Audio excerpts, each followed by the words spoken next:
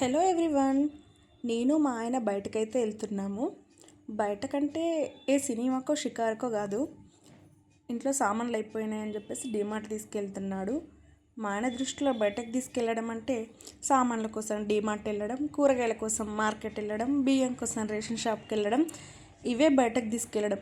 అంతేగాని ఏ సినిమాకో షికారుకో తీసుకెళ్దామని మాత్రం అసలు ఎప్పుడూ అనడు. నేను అడిగినా కూడా ఆయనకు టైం అస్సలు ఉండదు, బిజీ పర్సన్. అందుకని చెప్పేసి ఇంట్లో సరుకులు అయిపోయినాయని 4 డేస్ నుంచి అంటుంటే సరే అని ఇంకా డీమార్ట్కి తీసుకొచ్చినాడు అనమాట. మేము వెళ్ళే రోడ్ అంతా ఫ్రూట్స్తో అసలు చాలా బాగుంది, చాలా కలర్ఫుల్గా అనిపించింది చూస్తుంటే. ఆల్ టైప్స్ ఆఫ్ ఫ్రూట్స్ ఉన్నాయి. ఇది బాలానగర్ అనమాట, హైదరాబాద్లో. అక్కడ నుంచి మేము స్టార్ట్ అయిపోయినాము. ఇదిగోండి, ఇదే మేము వెళ్ళబోయే డీమార్ట్. మొత్తానికైతే డీమార్ట్ మేము రీచ్ అయిపోయినాము. కానీ ఏంటంటే లోపలికి ఫోన్ తీసుకెళ్ళొద్దు, తీసుకెళ్ళినా వీడియోస్ తీయొద్దు, అది వాళ్ళ రూల్ అన్నమాట. అందుకని చెప్పేసి లాస్ట్ టైం నేను వీడియోస్ తీస్తే నాతో డిలీట్ చేయించినారు. ఈసారి మాత్రం నేను ఇంకా వీడియోస్ తీయలేదు, మొత్తం బయట నుంచే తీసినాను. ఇది సెల్లార్ పార్కింగ్ కోసం ఇంకా లోపలికి వెళ్ళిపోతున్నాము.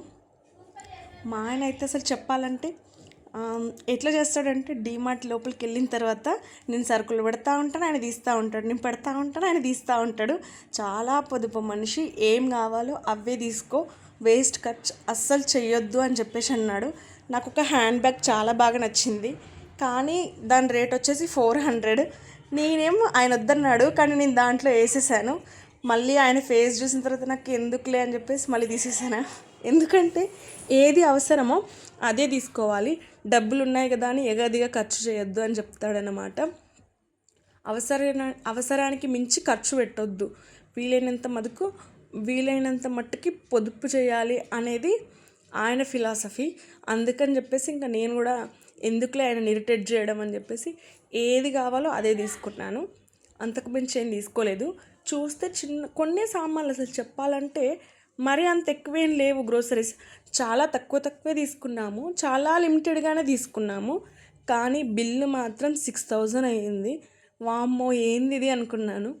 నిజం చెప్పాలంటే పండగ సీజనా లేదా అనేది పక్కన పెడితే డీమార్ట్లో మాత్రం రేట్లు వాచిపోతాయి. ఇవ్వండి మేము తీసుకొచ్చిన సామాన్లన్నీ. చూడండి ఎన్ని ఉన్నాయో, కొన్నే ఉన్నాయి కదా. ఇంట్లోకి ఏం అవసరమో అవే లిమిటెడ్గా తెచ్చినాము. అయినా సరే బిల్లు మాత్రం 6000 అయ్యింది. ఈ సరుకులు తిప్పికొట్టిన 2 months కూడా రావు, అన్నీ అయిపోతూనే ఉంటాయి. సబ్స్క్రైబ్ చేసుకోండి.